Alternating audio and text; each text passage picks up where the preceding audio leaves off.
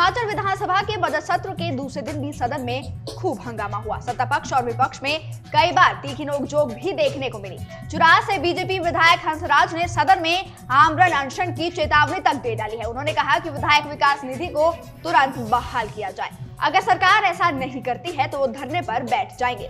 जरूरी हुआ तो आमरण अनशन करने के पीछे से नहीं हटेंगे।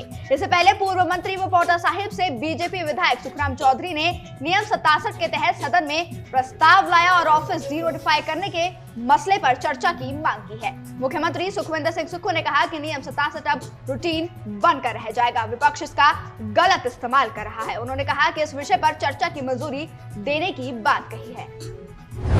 हिमाचल प्रदेश के सीएम सुखविंदर सिंह सुक्खू के आदेशों की अनदेखी हो रही है। उनके द्वारा अप्रूव ट्रांसफर नोट भी लागू नहीं हो पा रहे हैं और इससे अंदाजा लगाया जा सकता है कि सुखविंदर सिंह सुक्खू की सरकार में अधिकारी काम के प्रति कितने गंभीर है। इससे लोगों के बीच सरकार के प्रति नाराजगी पैदा हो रही है।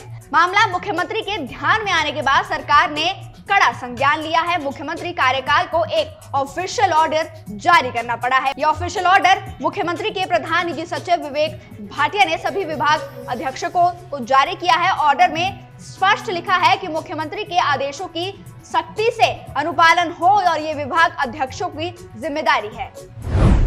भंग किए गए कर्मचारी चयन आयोग की जूनियर इंजीनियर सिविल और JOAIT की तीसरी भर्ती परीक्षा में भी गड़बड़ी हुई है।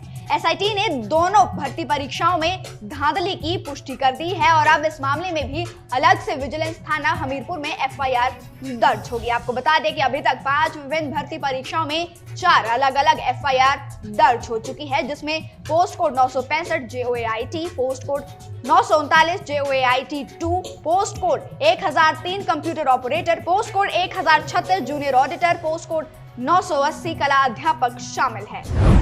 पूर्व भाजपा की सरकार ने अपने 5 साल के कार्यकाल में जनता के लिए कुछ नहीं किया है और अब विधानसभा में उन्हें जनता के सवालों का जवाब ना देना पड़े, इसलिए भाजपा वॉकआउट कर रही है। लेकिन विपक्ष अपनी जिम्मेदारी से बच नहीं सकता और ये बात कांगड़ा बैंक के चेयरमैन कुलदीप सिंह पठानिया ने मीडिया से रूबरू होते हुए कही। उन्होंने कहा कि 5 सालों तक पूर्व भाजपा सरकार ने जनता के लिए कुछ नहीं किया है और अब विधानसभा के अंदर वो अपनी जिम्मेदारी कितनी निभा रहे हैं उस पर चर्चा से बचने के लिए वो रोजाना किसी न किसी बहाने से वॉकआउट भी कर रहे हैं। उन्होंने कहा कि 4.5 सालों तक पूर्व सरकार ने एक भी स्कूल और दूसरे संस्थान नहीं खोले, क्योंकि जब चुनावों को मात्र 6 महीने का समय बचा तो उन्होंने 1000 संस्थान बिना बजट के प्रावधान के खोल दिए। लेकिन प्रदेश की जनता सब समझती है और भाजपा के इस झूठे झांसों में नहीं आने वाली है और उन्हें जो है बाहर का रास्ता भी दिखा दिया गया है।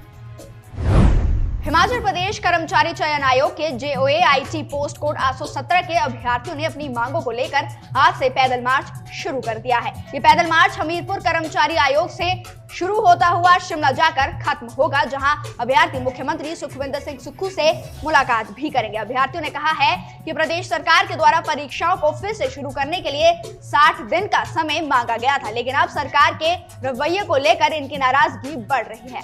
इस पदयात्रा में युवाओं ने आह्वान किया है कि हर जिला से युवा इस यात्रा में शामिल होकर सरकार के समक्ष अपनी मांगे रखने में सहयोग करें।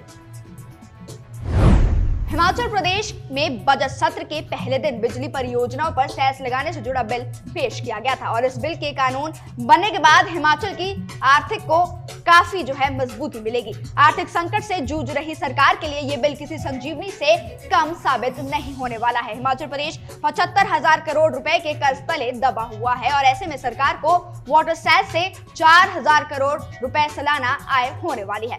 मार्च के पहले सप्ताह में हुई कैबिनेट मीटिंग में सरकार ने वाटर सेस लाने की जो है अध्यादेश मंजूरी दी थी और अब मंगलवार को ये अध्यादेश सदन में पेश किया गया था। वाटर सेस पर डिप्टी CM मुकेश अग्निहोत्री ने कहा है कि इससे प्रदेश की आर्थिकी मजबूत होने वाली है।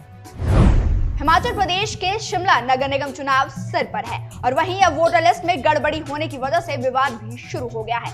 नई लिस्ट में कई सालों ने अपने वार्ड में रह रहे लोगों को दूसरे वार्ड में दिखाया गया है और इसीलिए जो है ड्राफ्ट वोटर लिस्ट से लोग नाराज भी हो चुके हैं। आपको बता दें कि लोगों का कहना है कि गलत तरीके से लिस्ट तैयार की जा रही है।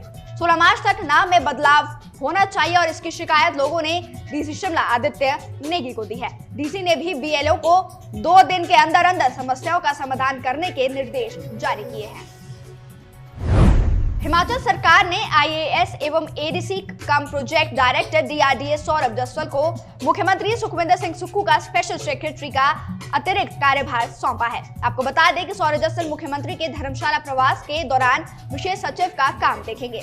राज्य सरकार हर साल खासकर सर्दियों में शीतकालीन प्रवास पर धर्मशाला जाती है और लोगों की समस्याओं को भी सुनती है। इसी तरह विधानसभा का विंटर सेशन भी धर्मशाला में ही होता है।